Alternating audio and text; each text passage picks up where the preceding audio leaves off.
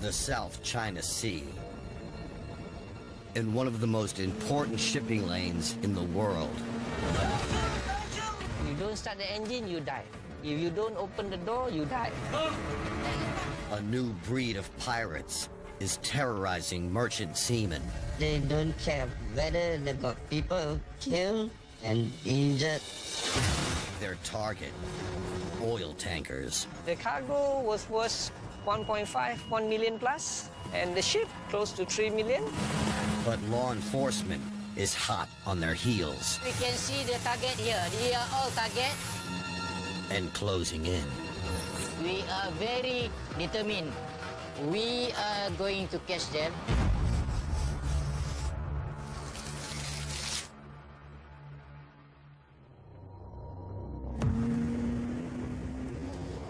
Off the East African coast, cargo ships fight running battles with Somali pirates, defending themselves from the threat of kidnap and ransom.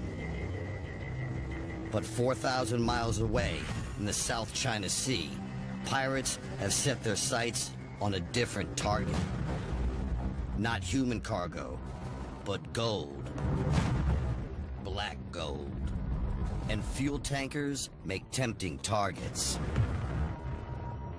As a middleman, as I make a lot of money of this, because I'm the one to plan this, to say the price, to sell the product, and to give the pay to the hijacker.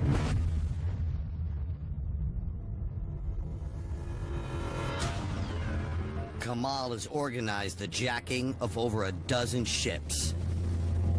By undercutting the market price, he sells the stolen oil cheap and fast. The hijack price is 50% lower than the market price. That's what we sell to the buyer. If we hijack, the target is about 6,000 metric ton, then we will sell 150 USD per metric ton. Singapore is the center of the oil industry in this region. Oil is loaded aboard tankers for export. But many eyes are watching. Pirates have inside men on the docks who tip them off when a large shipment is about to sail. It's very easy. Normally, we have some insider to tell us, okay, we have vessels, they are coming to loading in this port. You want to take it? We will ask some questions like how many crews on board they have and how long they will take to loading and when they're going to sail the ship. As soon as the target ship ventures into the Singapore Strait, the pirates close in. The timing is very important. So when we're doing hijack, we will get to know where is the enforcement, where is the ship. So the time is very important for us. Pirate crews often use high-powered fishing boats to intercept tankers. And they go in hard.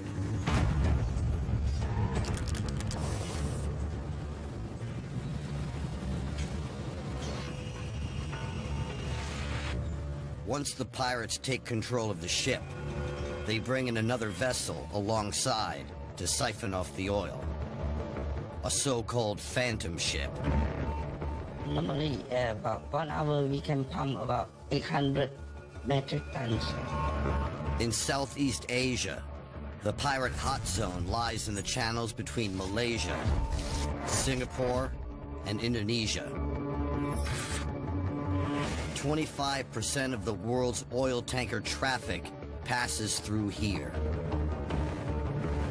Thanks to limited crew numbers and restrictions to carrying guns, onboard security is weak, and the number of attacks is growing.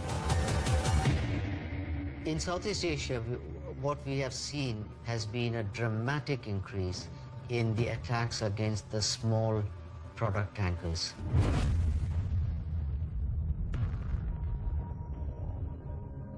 In the last year, there has been 25 such hijackings, which works out on average about one every 2 weeks. So that is a very serious problem. It's a problem with global consequences. Shipping is vital to global trade, and the fear of insurance premiums going up, of course, affects all the countries, because it means that these cargoes, which are essential consumer items, become more expensive. So it is a problem which needs to be dealt with. Taking the fight back to the pirates are officers of the Malaysian Maritime Enforcement Agency. This patrol is looking for pirate attack boats heading into Malaysian waters. Suddenly, they catch a break. A radar has noticed a boat coming from south.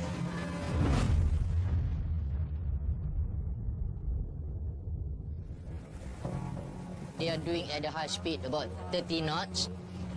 It is a suspected boat because of the speed that they are doing. It could be a robber's boat. If it is a pirate boat, Zubil and his team must stay alert. Normally, they carry weapon like parang or small arm. That is why we try to be prepared. If the worst thing happen, that we are ready to face them. We are very determined. But Zubil can only police his own jurisdiction. We can't go into Indonesian waters. We're just going to wait them in Malaysian waters. If we chase them early, they might turn back. The crew can only wait.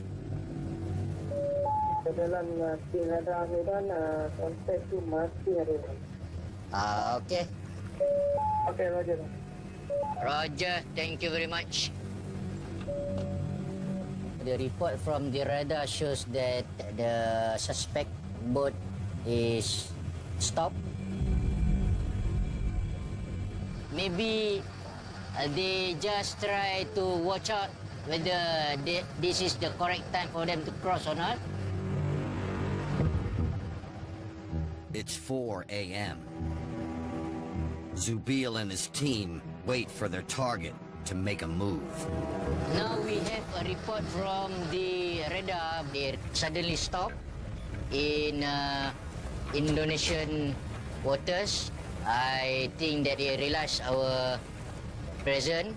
Now they are turning back at a slow speed. They get away this time. Okay, set up. Pirates will always have the advantage in international waters.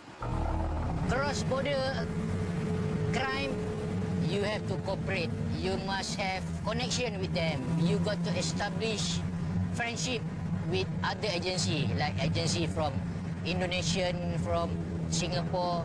Definitely, you cannot solve on your own. Sometimes it takes a specialist working alone to penetrate the pirates' network. Investigators who can fly under the same radar the pirates do. You can usually find clues that can lead you to some of the syndicates. Fortunately, the pirates don't know my real name, and I've been using a couple different cover identities.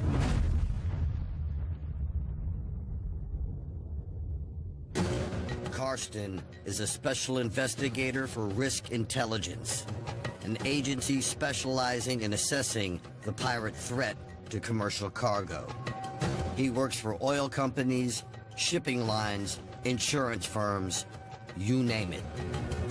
With up to $16 billion lost globally each year to piracy, Karsten's job is of high value and high risk.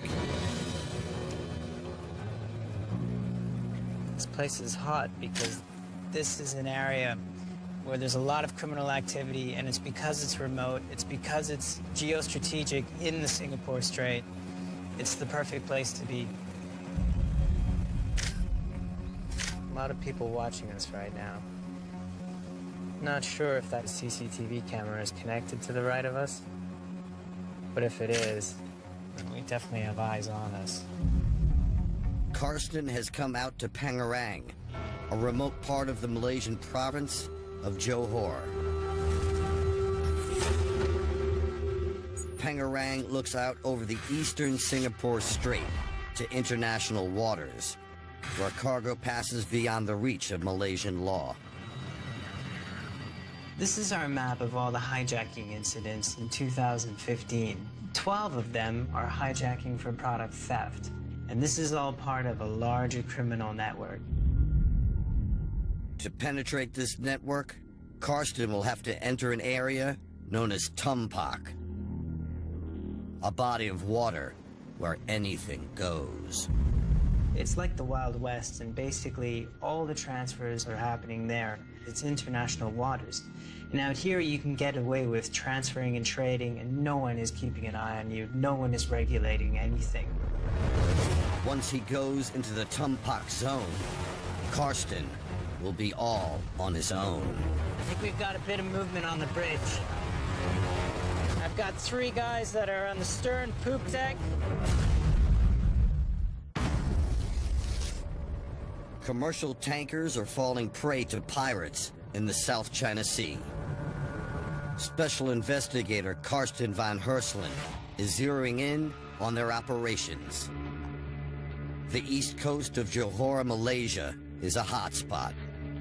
This is where 40% of the incidents start off from. Gathering intelligence can be a lethal business. People have been killed, crew members have been killed, pirates who have been informing have been killed, and so it is a concern. It lingers in the back of my mind, especially when I'm deep in the field. I tend to worry. The problem is that people have camera phones, and they will take pictures and send it onwards. Karsten's here to find data that will help him move up the pirates' chain of command. And that means tracking down the so-called phantom tankers that pirates use to offload oil from hijacked ships. I've currently compiled a significant amount of intelligence on 4 active phantom tankers that are operating in the Singapore Strait and the South China Sea right now. And my goal is that I find at least one of these 4 when we get out there, and that way we can start to follow the money and follow up the chain in terms of who the middlemen are, who the buyers of the product are. A phantom ship is crucial to the pirates' business. It allows them to offload oil from a hijacked tanker quickly. It gives them a chance to cover their tracks. What they do is after they've lifted and stolen the product from the victim ship is they bring it to the phantom ship. They mix it together. It's forged paperwork to allege that it's legitimate, and then they sell it onwards to the buyers. These buyers are waiting in the OPL. Many ships anchor here, making it hard to know who's doing business legally and who isn't. Pirates know this and take full advantage. January 28th, 2015. A tanker called Sunbirdie has moved out of the OPL. The captain and crew thought they were safe. They were wrong. I got the call when she was missing around exactly 9 a.m.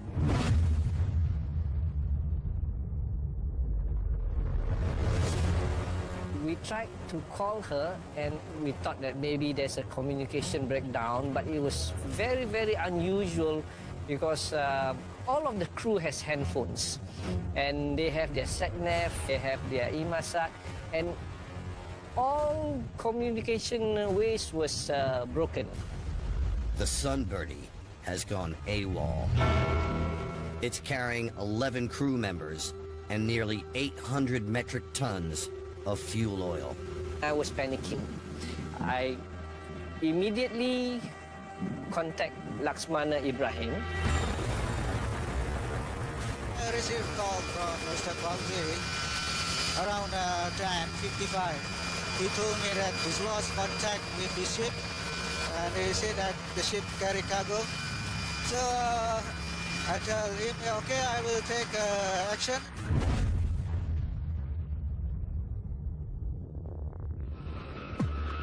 First Admiral Ibrahim Mohammed is in charge of anti-piracy operations in the Malacca Strait. He knew he had to move fast before the Sunbirdie disappeared. It's very difficult. Firstly, they change the color of the funnels and even the name of the ship. They are professional and they know what to do. The Malacca Strait covers around 25,000 square miles and is full of tankers. For Admiral Ibrahim, it's like trying to find a needle in a haystack. But then he gets a tip-off. But he told me that from his friend somewhere, he told me that maybe your ship is around Indonesian water. He gave me the position about 5 nautical miles to the east of Batu Putih. The Sunbirdie's last known position was 1 nautical mile south of Tanjung Ayam. But crew on other ships begin reporting sightings further east, near an island lighthouse Malaysians call Batu Putih. So I directed the aircraft to look for the Sunbirdie on the Batu Putih area. But they can't found Sunbirdie. Fauzi's intel doesn't pay off. I started to panic and I was very anxious. South China Sea is so big, ships can disappear very easily.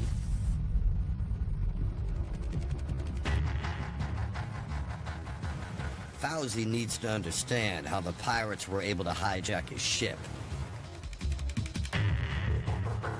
Captain Tomas survived the ordeal. He's asked to have his identity obscured as he lives in fear of pirate retaliation. Were they armed at a particular time? They bring gun and 10-pound hammer. 10-pound hammer.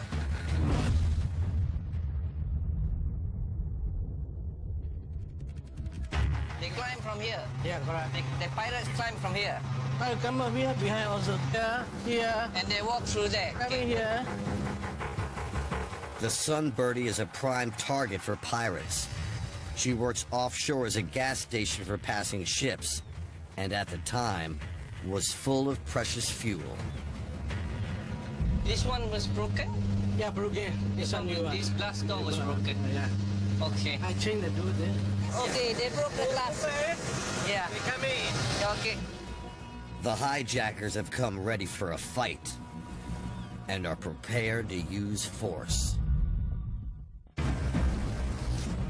Juan Fauzi, owner of the hijacked tanker Sunbirdie, questions the captain about what happened. Knife? Yes, they also got knife. Long knife, machete lah. Okay. Now then they go inside. They broke inside. Yeah. Then they go down. They go down. With the crew hiding below deck, the captain dives into his cabin. They come here. Okay. I see that lock. Oh, okay. Then I lock. Oh, okay. So Then they lock. They hammer the wall. Hammer first. They hammer the door. Can they open? Okay, open here, guys. Just open. They open this one. Okay, they come in from here. Yep. And then they show the gun. They show the gun. Okay. And you were sitting here. Yeah. No, sitting here. Huh? Stand like this. Oh, you like this, standing don't up. Move. Don't move. Move. You die. You die. Do you think that they mean it? That they're going to kill you? You don't do, you die. Okay. And from here, So you touch, you dead already. Denied his phone, the captain is at the pirate's mercy. After that, he opened the door. You open the door? They hit you one time. They hit you? Yeah, one time. For that one time. Oh, they punch you one time? By one time. The pirates force the captain out of his cabin. They say they come out. One people here. One people my behind. Basically, there was 3 guns, each one of them with a gun. Yeah, by the night here like this. The knife put at the back. The pirates march him up to the bridge to start the ship's engine. When he gets there, he's dismayed by what he sees. They call everything cut. All wire cut. See here? All the communication wire was cut. Sunbirdie's comms have gone dead. It's Fauzi's worst nightmare. He isn't just losing cargo, he might also be losing his ship. You cannot use your... Emergency lamp for everything cannot use. Cannot use. Yeah.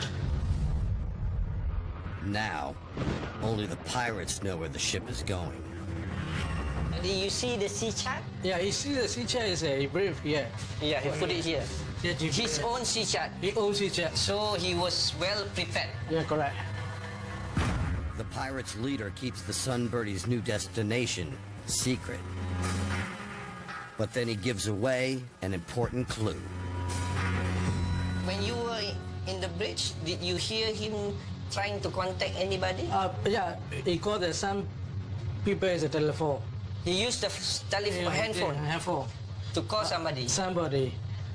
They say somebody I catch already. Captain Tomas believes the pirate leader has made a call to his boss.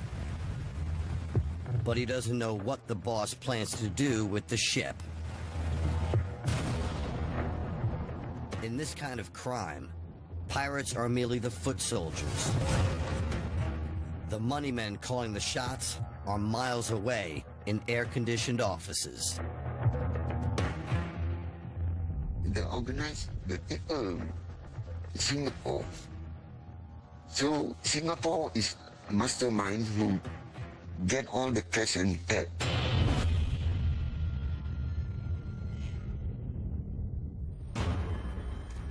Shakir is a shipping agent with links to Singapore. He tells of a shady group of oil tanker owners doing dodgy deals, no questions asked. All the owner in Singapore who are mafia, who are really buy anything. They will buy anything. They are not interested where the cargo come from. That's no good price. You give me a lower price, I will buy from you. Cargo ships at sea burn up a lot of fuel. Some owners and captains will do whatever it takes to get their hands on cheap oil, even if that means stealing it. Someone will sponsor $20,000, $30,000 thing for doing the hijack operation. They need to buy the fuel, they need to buy certain weapon, they need to hire the speedboat, you know. All this cost of money. But black market buyers are savvy and never deal directly with the pirates. They use middlemen like Kamal as an intermediary, and they keep their hands clean. The buyers don't care whether they got people killed and injured or whatever, and whether the environment pollution, they will not care about it. What they care is only their vessel and the cargo. For pirates like Kamal, the money is life-changing, but the risks are high. My life has changed because I got more money to invest in my business and my family got better life. Obviously, the life is changed, but I can't say it's happy because sometimes we also worried about get cost or whatever. Kamal is working his way up the pirate ladder and into the good life.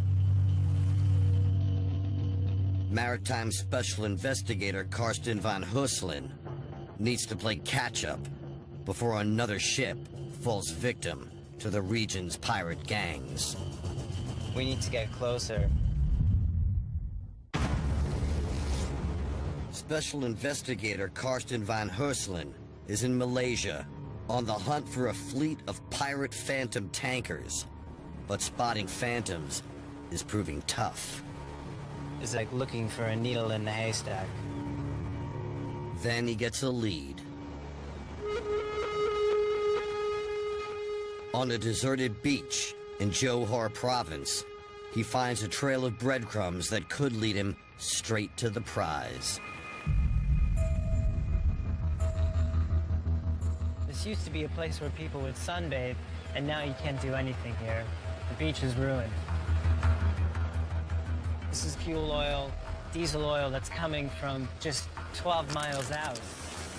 There, they're doing illegal ship-to-ship transfers. That's where the hijacking of ships is occurring. And essentially, it's all spillage that's leaking and destroying the marine environment. Transfers of stolen oil between ships can be quick and sloppy, leaving a toxic mess for local fishermen. Carson finds plenty of unhappy locals willing to share intel. Okay, masalah yang kami hadapi sebagai nelayan di Sungai Musuh ni sebenarnya banyak. Salah satu daripadanya ialah pencemaran minyak.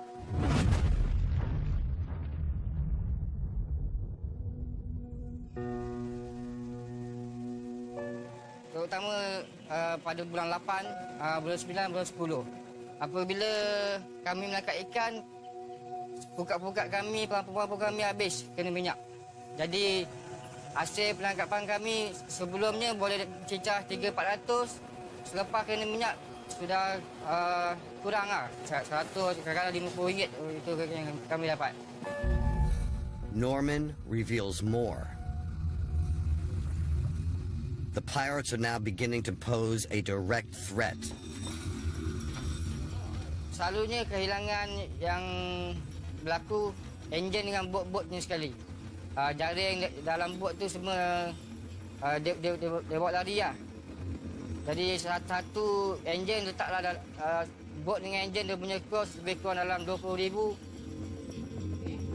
Pirates use stolen fishing boats as attack craft. The thefts are hitting the village hard. Tak salah saya jadi nelayan, sudah 20 biji enjin sudah hilang. Jadi kalau hilang satu bot, jadi kami dah susah untuk menangkap ikan. With thefts on the increase, fishermen decided to take action. They've built a barrier to keep marauding pirates out. Pagar yang didirikan di Sungai Musuh ni amat berjasa kepada nelayan di sini. Kehilangan enjin sudah mula berkurangan. Stolen boats and spilled oil convinced Karsten he's close to his quarry. This is the spot to deploy his latest surveillance tool. The drone's high-definition camera can search the village fishing grounds undetected. What we're looking for is a dark-hulled product tanker with a white superstructure and a black funnel. All four of the ones that we're trying to find have this type of ship's profile.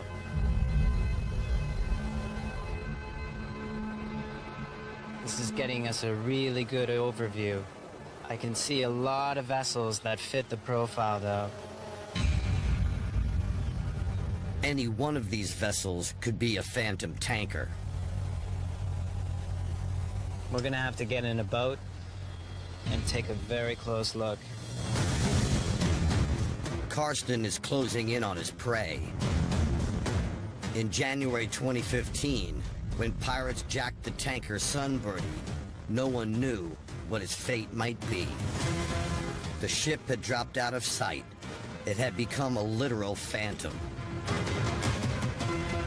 Then the ship's owner, Juan Fauzi, gets a potential lead. One of my ship's crew who was previously working in the Sunbird, he called us up and says he saw the ship. It could be Sunbird, but we are not sure because they have changed the funnel colors, they have changed the names, and the only lead that they say it's Sunbird is that the exhaust fan, the exhaust part of the Sunbird, it looks like Sunbird. And this was so far out, it is near Pulau Ao.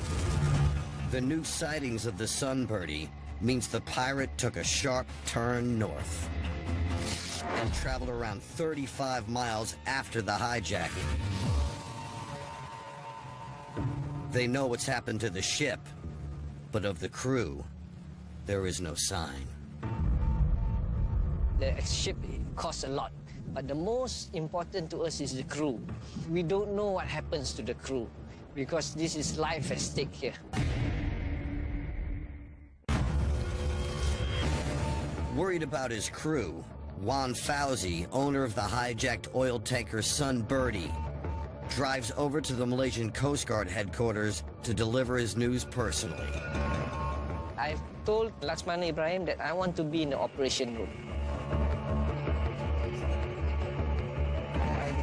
Fauzi gives the Coast Guard his new location for the ship. It's near Pulau Ao. Intelligence officer. Sir? Apa maklumat yang ada? You have to cover this area up to enough.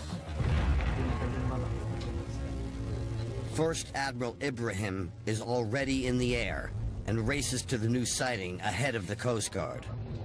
Okay, terima kasih. And finally, a breakthrough. We are happy because we managed to locate the vessel. After 12 grueling hours, the Sunbird is found. But she's still under the control of pirates. When you were in the room, was anybody on guard standing in front of the door, or they just locked you in the room? I locked the inside the one people is a standby. Or was the one standby with a gun also? No, only night. But everybody's scared already. Everybody's scared. We die. So everybody keep quiet and stay there until the Coast Guard comes? Yes. The Malaysians deployed the elite Star unit to take the boat back.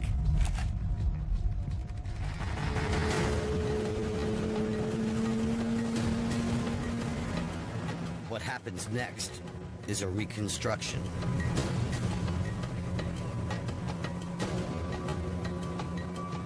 Under the cover of darkness, the team pulls alongside the ship and boards.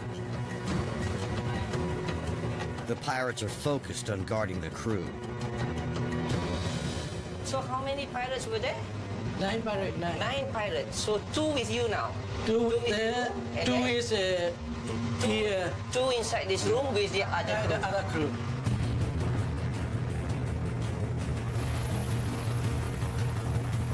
As Star unit commandos close in, below decks, the crew has all but given up hope.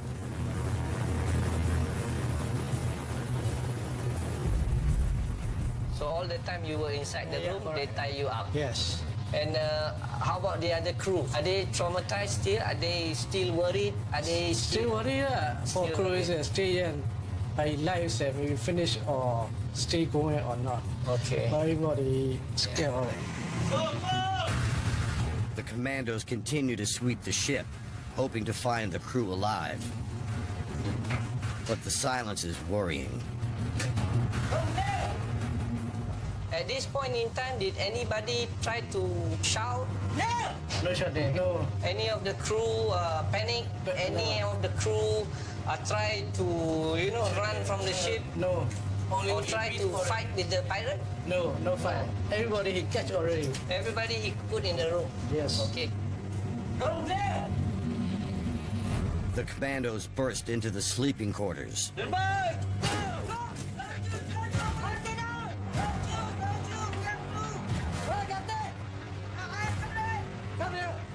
And find several men packed into the tiny room. One by one!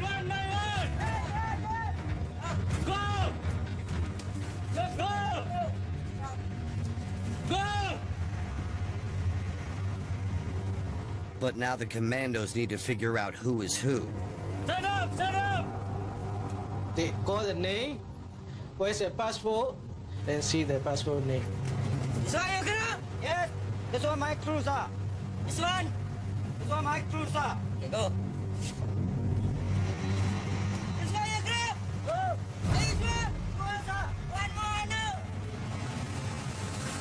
They ID the pirates and separate them from the crew to search for weapons.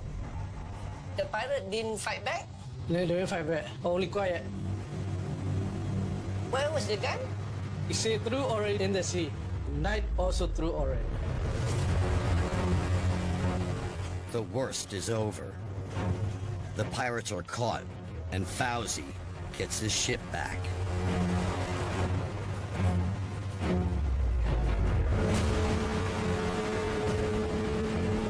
As for the captain, this event has traumatized him for life. If the commando doesn't come, what do you think happened to you? Life is finished already. Life finished. Life finished. Are you scared about it will happen again? I'm scared. That's why I want to go back home. All 9 pirates are sentenced to 10 years in prison. But there are still more pirates out there.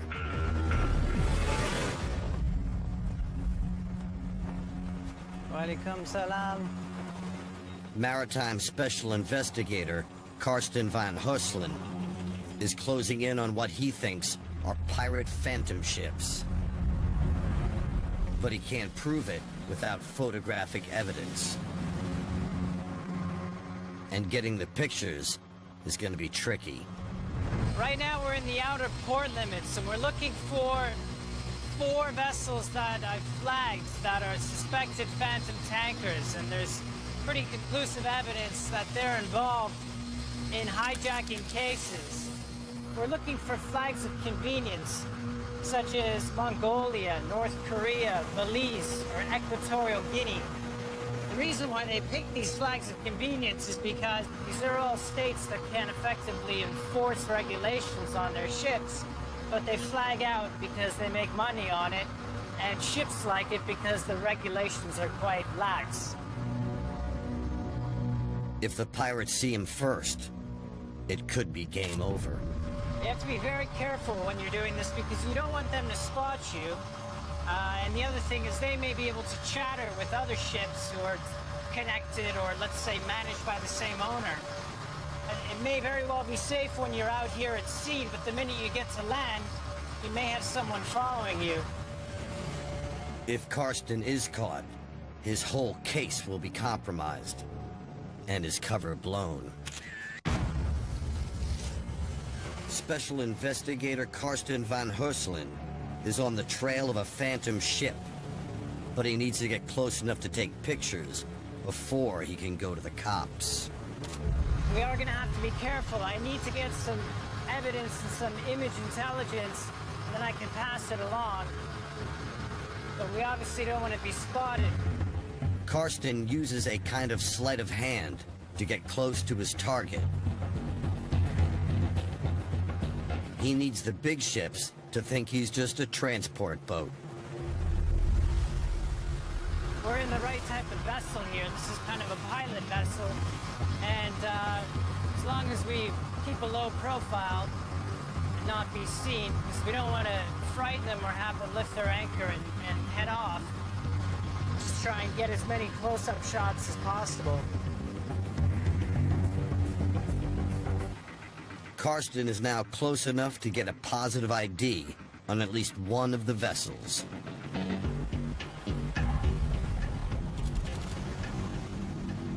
Now this ship ahead, it actually fits the description of one of the 4.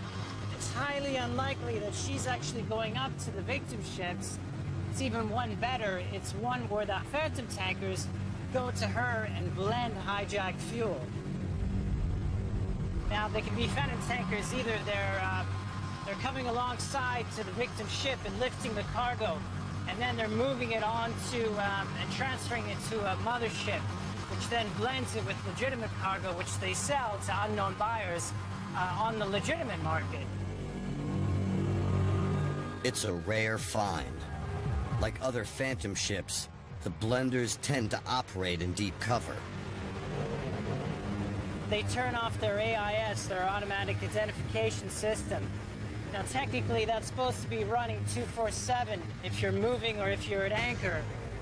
And when I checked this morning to see what's out here and what has the AIS on, well, this one isn't here.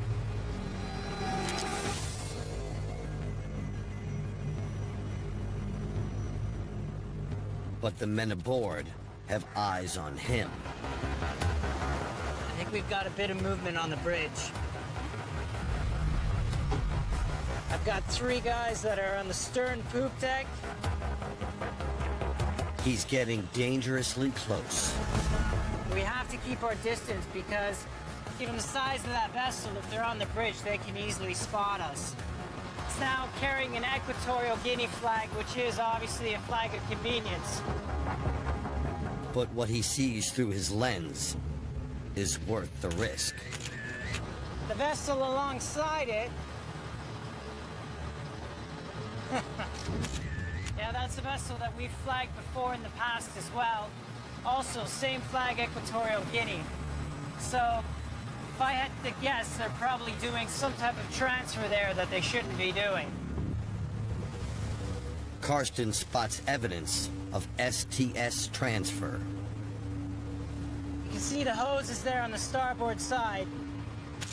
Oh, that's great. Yeah, they've got them on the ready there.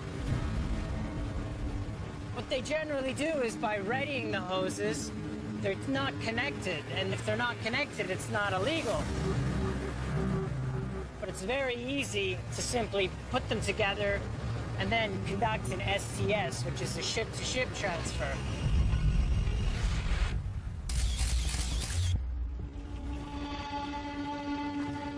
Karsten's seen enough. Once ashore, he makes a beeline for the cops with pictures in hand. Ideally, we can get to a point where we can read the names, see what they've scratched off, look at the flag on the stern as well as the data on the stern, see if we can record some IMO numbers.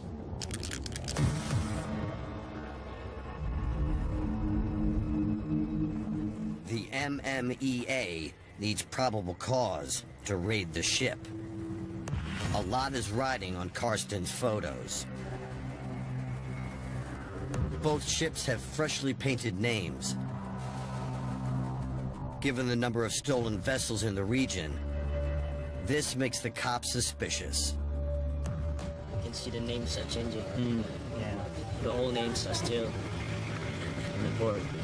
Well, that was a really useful meeting. Based on the information, it looks like they have enough intelligence now and evidence to board the vessel, to detain the vessel, and then arrest the captain. An MMEA boat floors it out to the suspect vessels.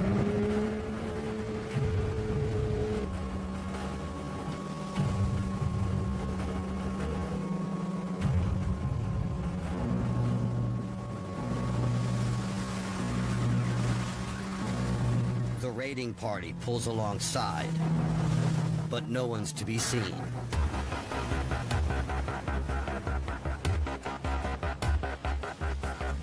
The ship is over twice the size of a football field. A small crew can be elusive.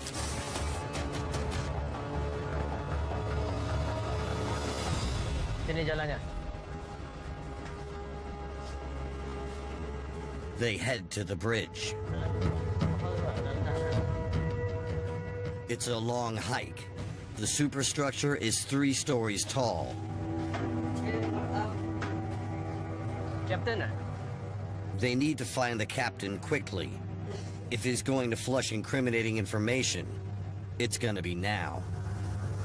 Captain. But the captain is nowhere to be seen. The record. Do you have the record? Record no. No. Oh, you don't know. Oh. This one captain and she was. Okay. Then a crewman finally reveals the captain's not around. Captain ni mana? Lagi lift. Lift bila? Dia lift bila? Kemarin. Kemarin. Passport. Yeah. So we're supposed to meet with the captain, but the captain's on leave.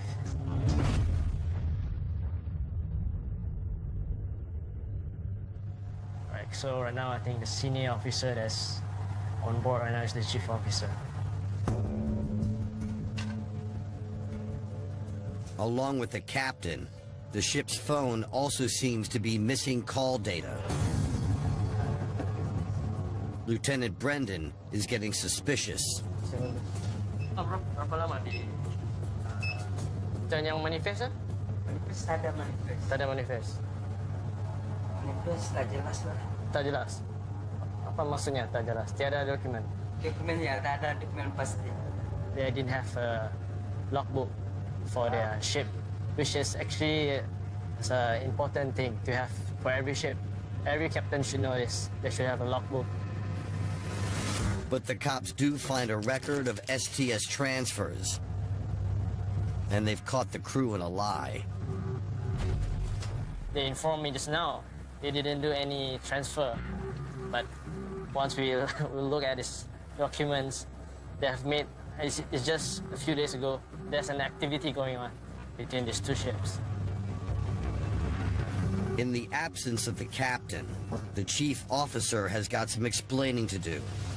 So the cops are going to take him downtown. Saya kena bagi tahu chief officer yang kami kena tahan kapal ni di posisi ini, dan kami akan membawa, saya kena bawa 2 orang. Ini akan ambil keterangan. From the onboard inspection, it looks like the ship's names have been overpainted. For Lieutenant Brendan, it's been a good day.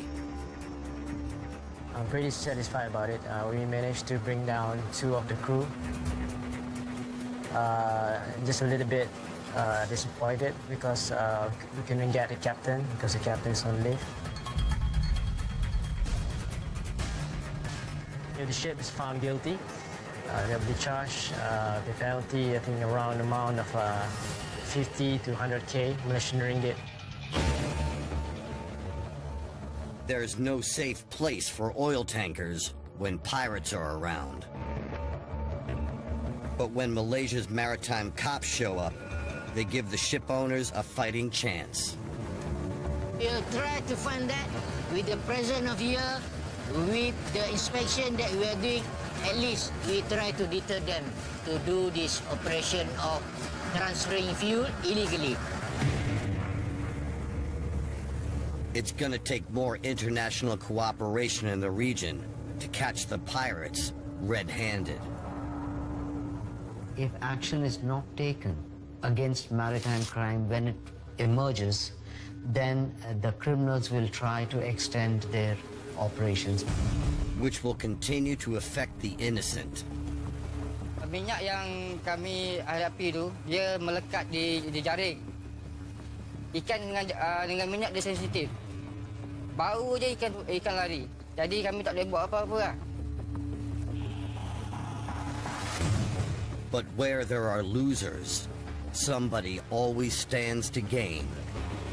Black market oil finds ready custom among cargo ship captains looking to save a buck.